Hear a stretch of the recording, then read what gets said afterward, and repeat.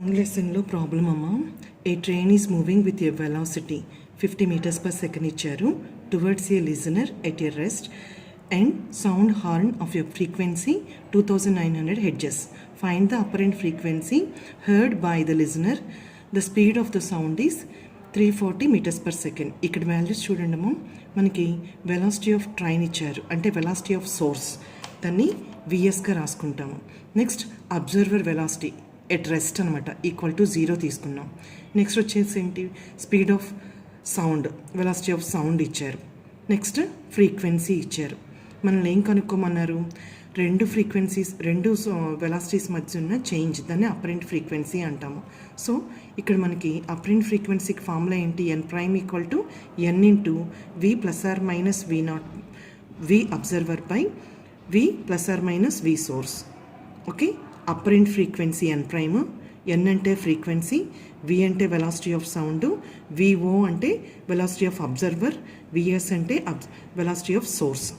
So ఇచ్చిన values substitute చేస్తే frequency 2900 ఇచ్చారు. వెలాసిటీ ఆఫ్ సౌండ్ మనకి V value 340 meters per second ఇచ్చారు.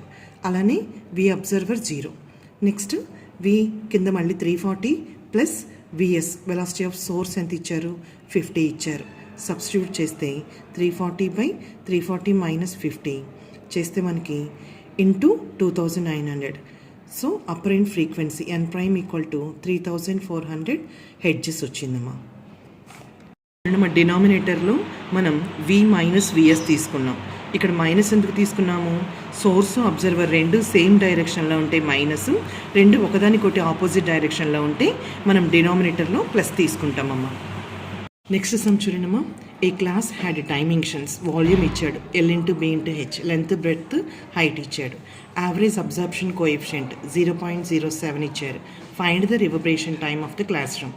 రివర్బరేషన్ టైంకి మనకి ఫార్ములా తెలుసు కదా, T equal to 0.165 into V by summation AS. So first given data రాస్తున్నాం. Volume of the hall L into B into H, so multiply చేస్తే 1500 metre cube అనమాట. Surface area ఇచ్చాడు, S value. So ఇక్కడ మనం surface area S కనుక్కోవాలి. 2 into LB plus BH into HL multiply చేస్తే మనకి surface area 950 metre square వస్తుంది. LBH తెలుసు కాబట్టి దాని నుంచి మనం సర్ఫేస్ ఏరియా క్యాలిక్యులేట్ చేసాం. Next absorption coefficient A equal to 0.07 ఇచ్చారమ్మా. Next total absorption, capital A అంటే absorption coefficient into surface area, రెండు వాల్యూస్ మనం మల్టిప్లై చేస్తే మనకి 66.5 వచ్చింది. నెక్స్ట్ మనం ఏం క్యాలిక్యులేట్ చేయాలి, reverberation time T equal to question mark. Sabine's formula for reverberation time formula ఏంటి, 0.T reverberation time T equal to 0.165 into V by summation AS. Volume of the hall మనకు తెలుసు. Next summation AS రెండు calculate చేసాం. Substitute చేస్తే reverberation time T equal to 3.72 seconds వచ్చిందమ్మా. Problem, calculate the velocity of sound in air if an observer at a distance of 800 meters from a building hears an echo after 5 seconds. So ఇక్కడ ఎన్ని seconds తర్వాత మనకి echo వినిపించింది, 3 seconds అమ్మ. Distance ఎంత, 800 meters. Next ఇక్కడ మనకి time 5 seconds అమ్మ. T equal to 5 seconds. ఇక్కడ distance D equal to 800 meters. Next speed of sound air V equal to question mark, V calculate చేయమన్నారు. ఫార్ములా ఏంటి, velocity equal to 2 into D by T. Distance ఇచ్చారు, time ఇచ్చారు. Substitute చేస్తే speed of sound in air V equal to 320 meters per second వచ్చిందమ్మా.